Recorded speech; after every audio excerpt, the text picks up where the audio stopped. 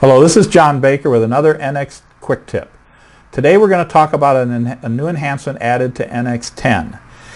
In the past, if I wanted to create a sketch in the context of an assembly and I wanted to create relationships, associative relationship between the geometry of my sketch, in other words constrain it relative to the geometry and other components of that assembly, and I wanted it to be associative, I would have to first create explicit wavelength geometry from the other parts and add that wavelength geometry into the part that the sketch is going to be created in. Now in NX 10, I can go in and go ahead and create my sketch directly, just like I would do normally, only now I can create the associative wavelengths when I need to do them while I'm actually creating the sketch, and I don't have to create the explicit wavelengths.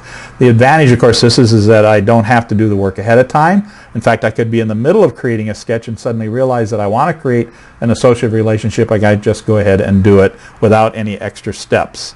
So let's start out here. First thing I'm going to do is create a new component. So I'm going to create a component. I'm going to call it a guide because that's really what it's going to be doing. It's going to be a part that fits along the side of this assembly and holds against the back of this plate. So I go up to my navigator here, and you see I've got the part guide. I want to make that the work part. Change the visibility of my assembly so I can see it a little bit better. And also I'm going to come in here and explicitly hide the datum CSIS. So now this is where I'm going to be working. So we go back and we're going to make a sketch. And again, the sketch will be made associative to the face of this model here. So that's why I'm picking that face. And I'm going to start by just drawing a rectangle, which is going to be the basic shape of my part. And now when I go in and create the constraints, I have this option here now of saying I want to do it in the context of the assembly, which I had that option in the past. But the new option here in 10 is that I can now create the inner part link here, the associative link, and that item is toggled on. So I'm going to create a collinear relationship between that curve and this edge back here. So that'll bring that right tight up against that face. Then I'm going to come down here and take this edge here and I'm going to add it to this edge, make it constrained collinear to that edge. And I'm going to do the same thing here and make it collinear to that edge. So now I've got my sketch about where I want it. I'm just going to take this top piece here and just kind of move it down a bit.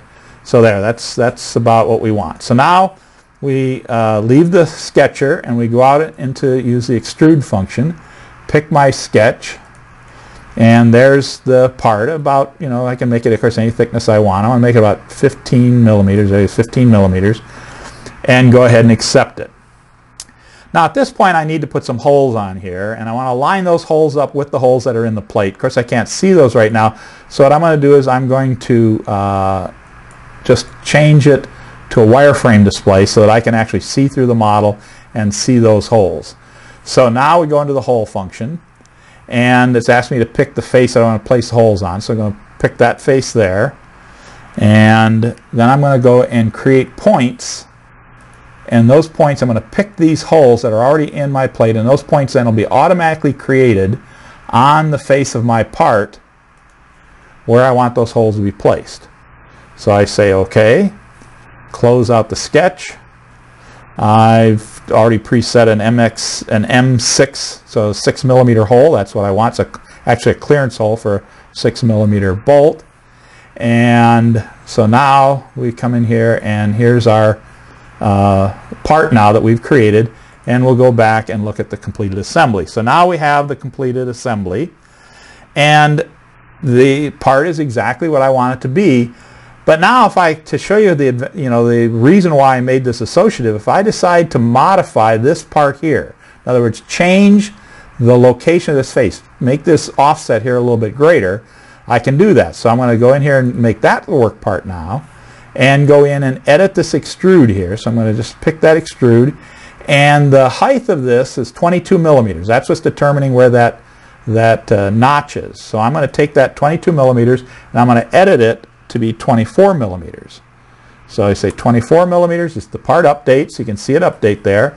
I say OK, and now let's go back to the assembly, and we can see that my part has also been changed, so it stays to fit this face. And the reason for that is because the edge of this sketch was made collinear with the edge of that notch there. So there's now an associative relationship between this guide piece and the assembly. And any changes made here in this location of the shape will cause this to update. And I did it while I was creating the sketch on the fly, just made the decisions while I was creating the sketch, decided when I needed the constraints and when I didn't, and just went ahead and used them as I needed them. That's the advantage of the new NX10 enhancement. Thank you very much.